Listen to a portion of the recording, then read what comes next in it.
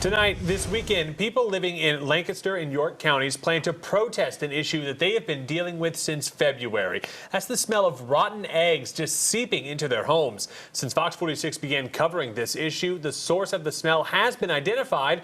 Officials have stepped in to try to resolve the problem.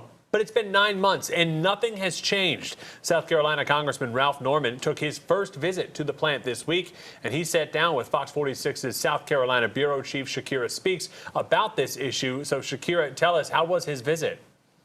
Yeah, Ryan, Congressman Norman says his visit went well. He spent about 2 hours inside. He says he needed to do that to see something in progress, to learn about it.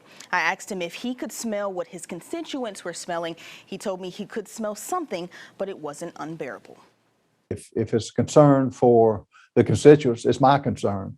South Carolina Congressman Ralph Norman took those concerns on his visit to the new Indy paper facility. Earlier this year, New Indy was ordered by DHEC and the EPA to find out what was causing that rotten egg smell to blanket over more than 3 counties.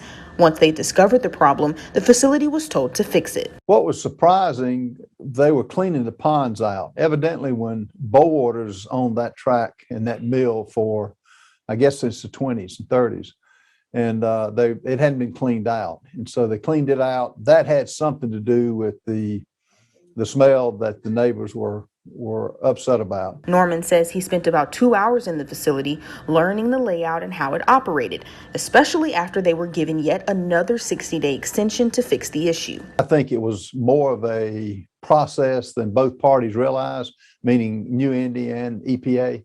But these things just take time. They had like 8 pieces of equipment in a pond that wasn't that big. They had a dredging machine. They had containers that were hauling the sludge off. So it's just an involved process. We want dates. I mean, that's most important to know, okay, this is going to happen this month. This is going to happen this month. This is going to happen that month. And it's not happening. Carrie Ann Bishop has been one of the leaders who have been working to get more attention from state leaders about the issue plaguing over 30,000 people. While she thanks Norman for visiting, she feels like there was no pressure from the congressman. We just thought that maybe they would listen to him a little bit more, talking about how we felt living with the toxic odor. And that's not really what happened. Norman posted a statement on his website saying he will continue to put pressure on New Indy and the EPA until the issue is fully resolved.